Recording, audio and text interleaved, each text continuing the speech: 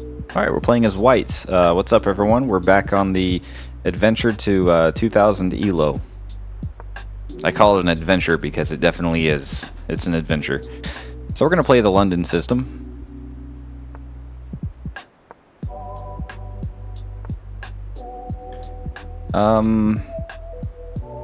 Gosh, I don't know what to do here. I mean, this is definitely a threat. If he goes there next, I guess by then we can just put our pawn up. But I've been learning with the London system, we want to start developing queenside first. I don't know what to do here, like as far as main line stuff goes. But hey, we're developing. Maybe we go here. That way we could get our queen out. Looks, yeah, this all looks normal. I don't think we want to pull back. We want to go up. Pulls his queen out, but let's just take. Okay, I think we'll get our knight out now. I don't think there's anything wrong with this.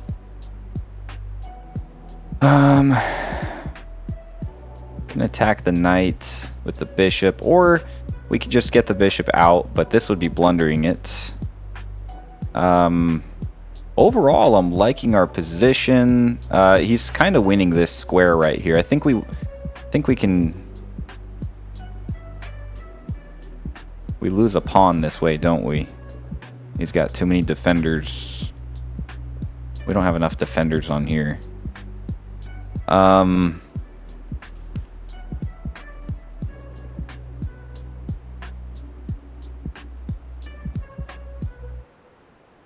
I don't know what to do here. Maybe we just bring our queen out.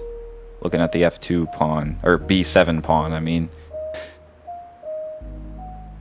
Now I'm worried about this, and then pawn is threatening our knight. But then I guess we do have this, but then he's looking at really, okay. Oh, well, he actually castled on the side that we're launching an attack on.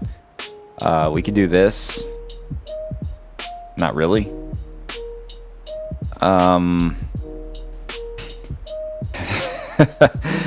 Gosh. And I said in my last video that, you know, oh, calculation is my strong suit. And I was watching it back and I thought, you know what?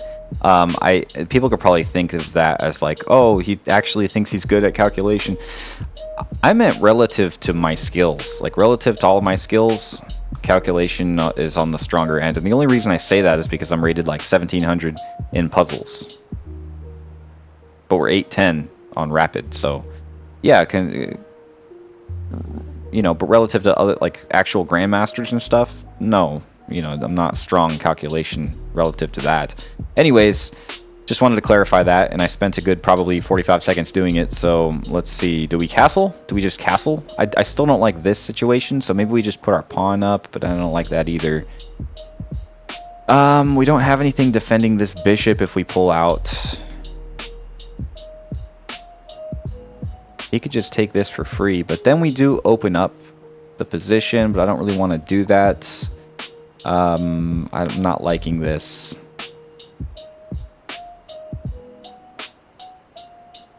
Ah, gosh, what do I do? Can't really take.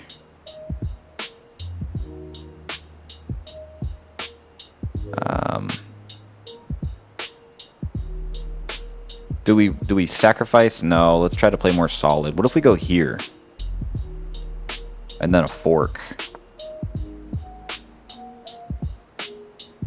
Looking at a nice fork here. So if he plays something like this, we definitely fork. Took us a minute and 50 seconds to find that fork.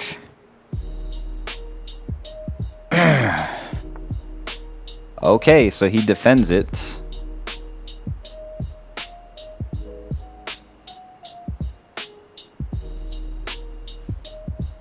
Defended it pretty easily.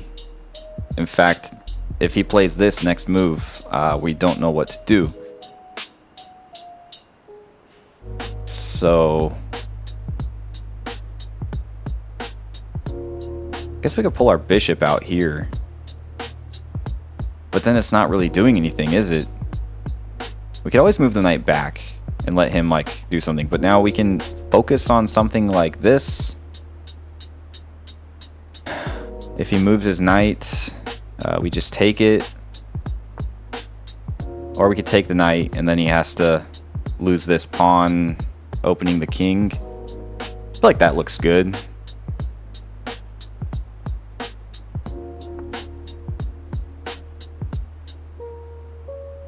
Okay, so he moved his rook down to defend the knights.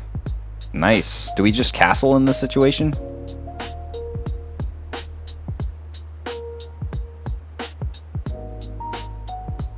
Or do we go here? No. No, I don't think we do that.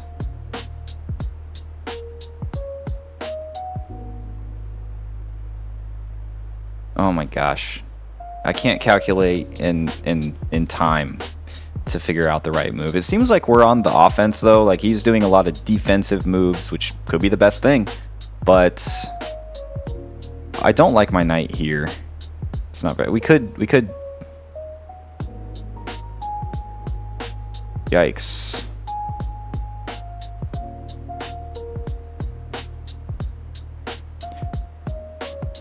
I guess we want a better pawn structure.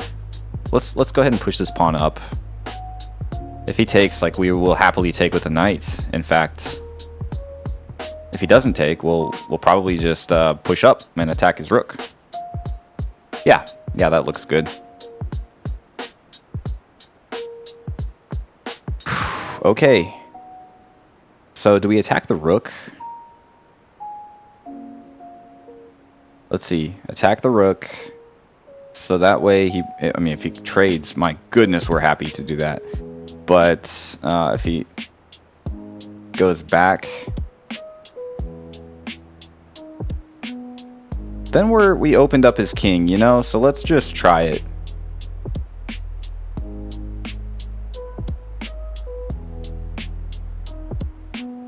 And again, I'm okay with losing. I just want to learn. I feel like this is probably the best London I've played. I've done a little bit of studying, just a little bit of a tiny, like not even underplaying it. I actually did just a tiniest little bit of studying on it. So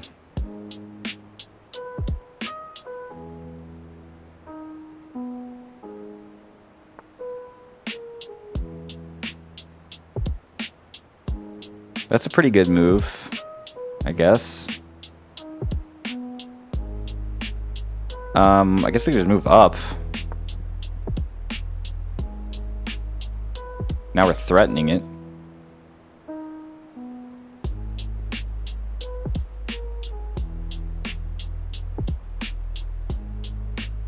It's gonna be hard to do this in time because we have 3 minutes and 50 seconds left. So I do feel a little bit of pressure, but I'm okay with losing on time if that's what, happens. Okay, so he moved that back. Now we just win a knight for free, I guess. Oh, yeah, this is still defended, so that's good. We won the knight after all that. It took us 6.5 minutes, pretty much. If that happened, I told myself I was just going to bring this back.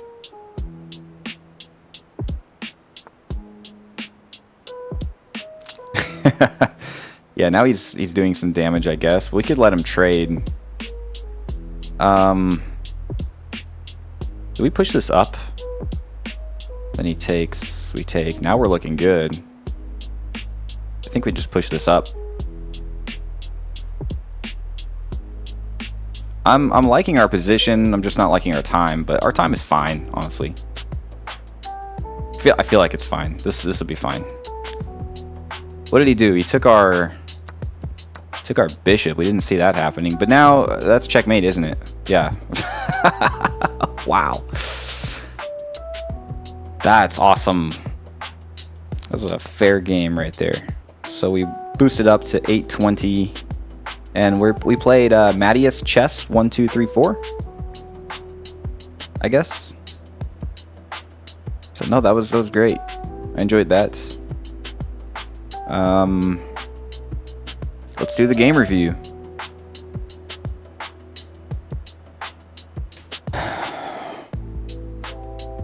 Overall, we had 2 great moves. We played as a 1500. We had a our accuracy was excellent. 97.5 in the opening, thanks to me studying a little bit from Amon Hambleton. And then our middle game accuracy was 83.9, which is still good. His opening accuracy was excellent as well, 95.5. That's amazing. Middle game accuracy went way down to 29. So we had actually 90% accuracy. That's really good. See, I'm curious. I'm really curious here to see how accurate we played the opening with after a little bit of studying that I did. Okay, so I should have actually put C4 in that situation, but we still made a good move. C4 is really what it wanted, and I guess I could see why, because we could have done this, and then this is defended with the knights. So if you were to take, we would just be in a pretty nice position here where our knights defended. So I could see that. Moves bishop out. Yeah. Just from a little bit of studying I did in this kind of position right here where we see this, we don't want to pull the bishop back. I just knew in this specific position. So I figured the best thing to do would be to take, and turns out that was the case. And then look at that, I just thought gotta develop. That was the best move. It still wants C4. I haven't studied much on C4, so I need to look more into that. This was an okay move, and he did a good job defending that. Up to this point, we don't have any inaccuracies. Like, we're doing good.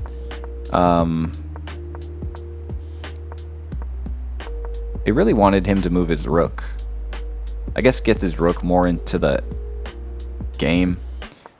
Keeps the queen in a good spot here where it can look down these, where when he goes up here, now he's only looking down here, right? Does have a discovered attack on the knight if he were to move his knight, so I could see that being good, I guess.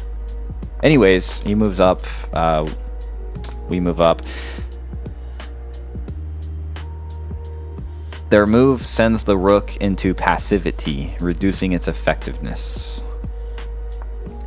Yeah, I thought that was an interesting move, but I could see what he was probably thinking. He probably didn't want this to be lost, which is what we were going for. I mean, we were gonna do, you know, I don't know, if he just did something like, you know, I figured he'd do that, and then we would go like this, boom, now he's open, right? Now we created weakness in his king, so that's what I was thinking. And he was probably thinking the same thing, or he was probably thinking, okay, obviously he wanted to defend his knight without opening the king. That's what I was thinking, the king's castle.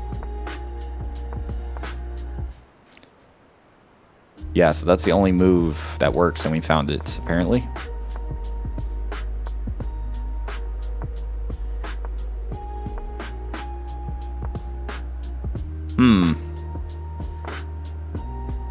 So queen should have went here, and I guess this pawn is still defended, which is what I was worried about. So yeah, that makes sense. He moves back. Wow, I would not have thought this would be the best move, because I would just take, oh, but then he would take, so I really can't take that. That's wow. Yeah, that'd have been where would that have put him on the evaluation bar? Same. And then we just have to defend it. Then he attacks our queen. Probably move queen up. Oh, that'd be a blunder. Oh, right. That would be giving him a queen for free. So good thing that never happened. So we attacked his rook, went up, pulled his rook back. We got the free knight. Then he does that knight, that pawn move, attacking our knight. We pull back. I didn't expect it to go down that quick, but when I moved up here, I was thinking he would take, and then like we would get a check at the very least, and then we were just gonna work it out from there. Like, I was thinking he might take. I put him in check. He'd probably want to move here. You know, and then what? Yeah, so I would probably figure that out. I probably would have figured that out. And then that would have been checkmate too. Wow. So we were walking ourselves into a really good position.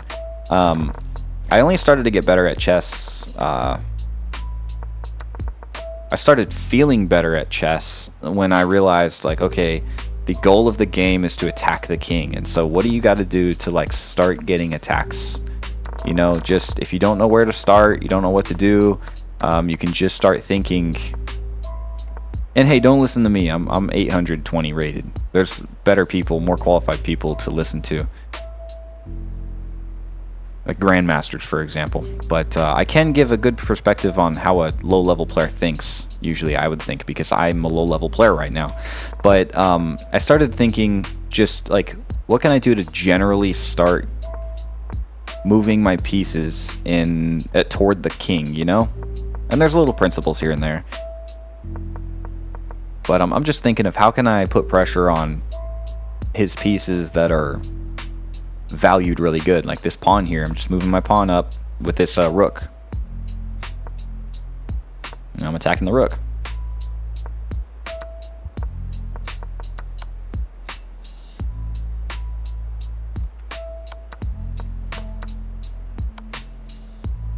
Yeah, and the only reason I knew like this was a checkmate is because he can't go here because of the pawn.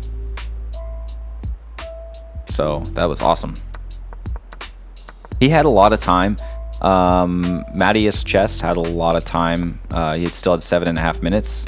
As I've been saying, with most of my opponents, or a couple of my opponents at least, I'll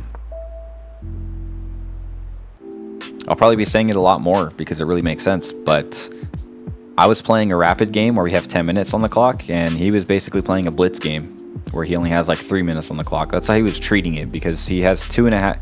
He's only spent 2 minutes and 3 seconds, right? Is that right? Or 2 minutes and 23 seconds. That's what I meant to say. So 2 minutes, 23 seconds. That's how deep he is in here, right? We spent a whole 6 minutes and 32 seconds. Is that right?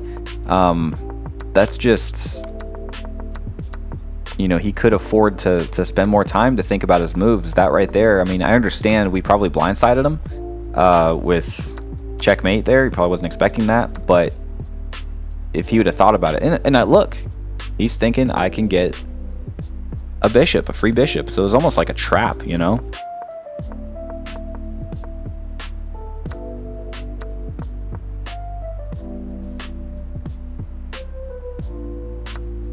But I wasn't worried about my bishop because I was looking for the check. Honestly, I didn't even really see that.